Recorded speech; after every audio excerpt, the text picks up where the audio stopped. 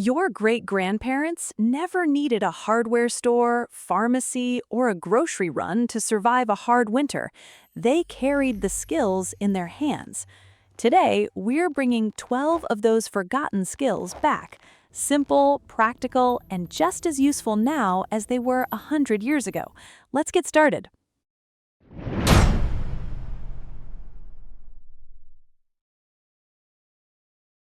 Long before electricity reached rural homes, families relied on a handful of core skills to keep themselves warm, hydrated, fed, and clean.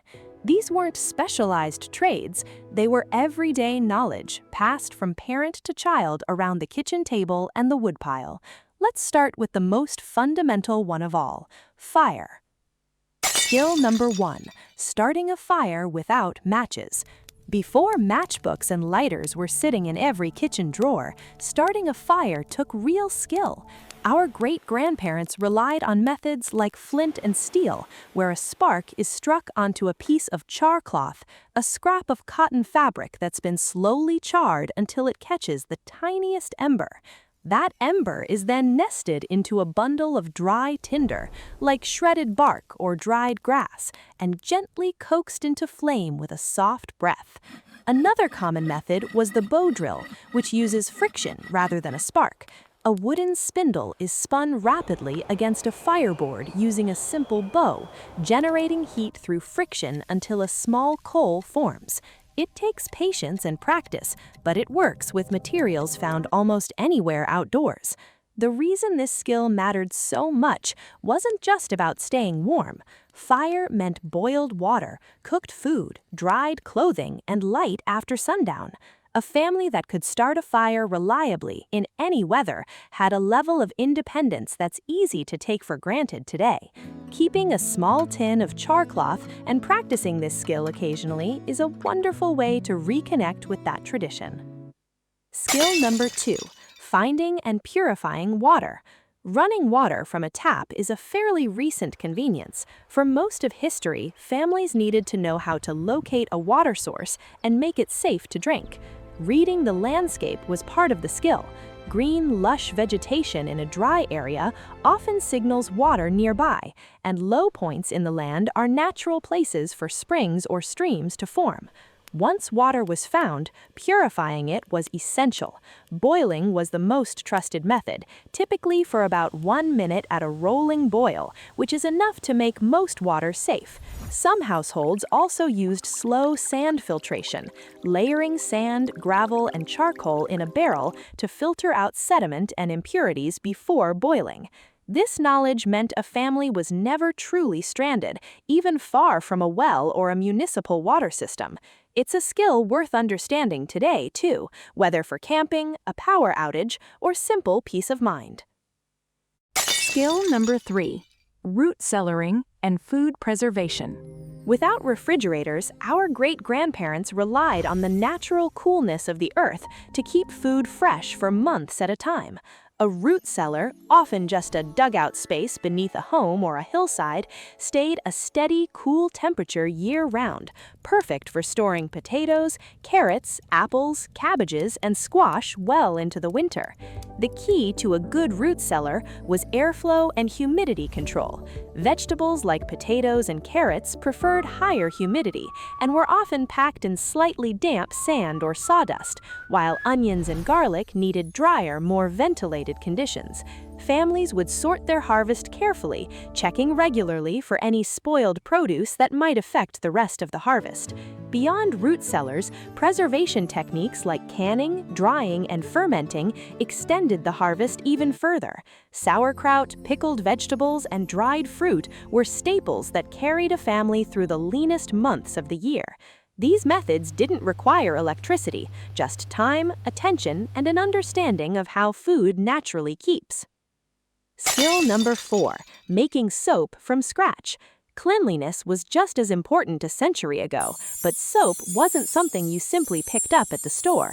It was made at home, often as an annual household project, using rendered animal fat or plant oils combined with lye.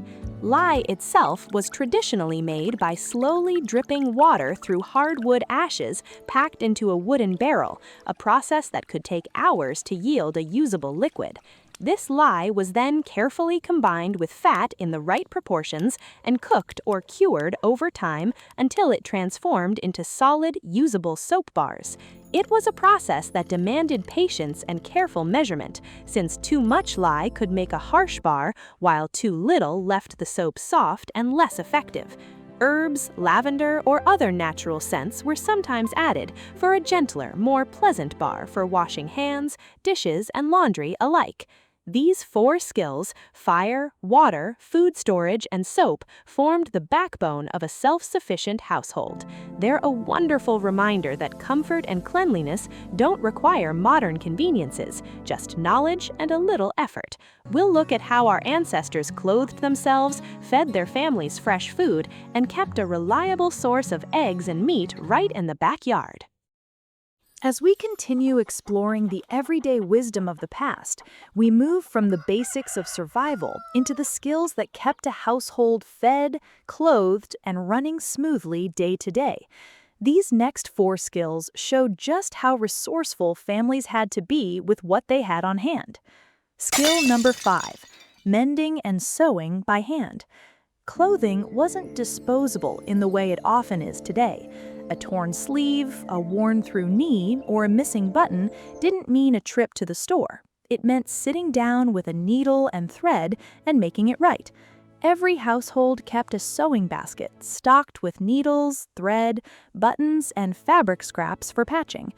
Basic hand sewing skills like a simple running stitch, a whip stitch for finishing edges, and darning for repairing holes in socks or sweaters were taught to children from a young age.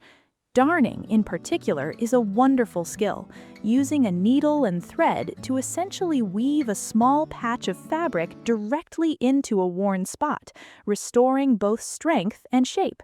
This wasn't just about saving money, though that mattered too. It reflected a broader mindset that things were valuable, worth caring for, and worth repairing rather than replacing. That same mending kit and a little practice can extend the life of clothing significantly today, and it's a genuinely calming, useful skill to bring back into a household. Skill number 6, foraging for wild edibles. Long before supermarkets offered produce year-round, families supplemented their gardens with what grew naturally around them. Knowing which plants were safe to eat and which to avoid was essential knowledge passed down through generations. Common foraged foods included wild berries like blackberries and elderberries, greens like dandelion and plantain, and nuts such as walnuts and hickory nuts in the fall. Mushroom foraging was practiced too, though always with great caution and often only by those with years of hands-on experience, since some edible mushrooms have dangerous lookalikes. Foraging required patience, careful observation, and a real relationship with the local landscape, knowing where certain plants grew, when they were in season, and how to harvest them without damaging the plant for future years. It supplemented the family table with fresh nutrition and connected each generation to the land around their home. For anyone interested today, starting small with well-known, easily identified plants like dandelion greens is a gentle, safe way to begin learning the skill, ideally alongside a knowledgeable guide or a trusted field guide. Skill number 7, raising chickens for eggs and meat. A small flock of chickens was one of the most practical additions to nearly any rural homestead. They required relatively little space, ate kitchen scraps and garden waste, and in return provided a steady, reliable source of fresh eggs almost daily. Basic chicken keeping involved a simple coop for shelter and protection from predators, a consistent supply of feed and clean water, and regular egg collection. Families often kept a rooster as well, allowing hens to hatch their own chicks and naturally sustain the flock over time without needing to purchase new birds each year. Beyond eggs, chickens were also raised for meat. providing an efficient source of protein that required far less land and resources than raising larger livestock. Even a small backyard flock could meaningfully reduce a family's dependence on outside food sources. This skill remains just as practical today.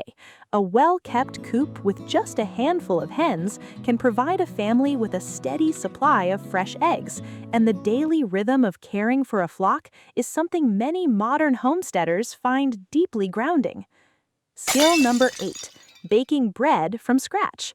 Store-bought bread simply wasn't part of daily life for most families a century ago. Bread was baked at home, often multiple times a week, using nothing more than flour, water, salt, and a leavening agent. Many households kept a sourdough starter going for years, sometimes even decades, passing a portion of it from one generation to the next. A sourdough starter is simply a mixture of flour and water that captures wild yeast from the air, creating a living culture that can leaven bread without needing store-bought yeast at all. Baking day was often a full household affair, kneading dough by hand, allowing it to rise near the warmth of the wood stove, and baking multiple loaves at once to last the week. The resulting bread was denser and more flavorful than most bread found in stores today, and it made use of a skill that required no specialized equipment at all. Keeping a sourdough starter today is a simple, rewarding way to reconnect with this tradition, and it's a great reminder that some of the most satisfying homestead skills are also some of the simplest. These 4 skills highlight just how connected a self-sufficient household was, from the clothes on their backs, to the food on their table, to the bread rising by the fire. We'll look at how families cared for their health, preserved meat for the long term, kept their tools and homes in working order, and found their way across the land without any modern technology at all. We turn to the skills that kept a family healthy, fed through the winter, and capable of maintaining their own home and land, entirely independent of outside help. Skill number 9, herbal remedies and home health care. Long before every ailment sent a family to a pharmacy, home remedies rooted in herbal knowledge were the first line of care. Many households kept a small garden or a dried herb collection specifically for this purpose, alongside recipes and remedies passed down through the family. Chamomile was commonly used to make a calming tea, helpful for settling an upset stomach or easing a restless evening. Peppermint served a similar purpose and was also used to soothe headaches when brewed as a strong tea. Honey, often combined with lemon, was a trusted remedy for soothing a sore throat or a nagging cough.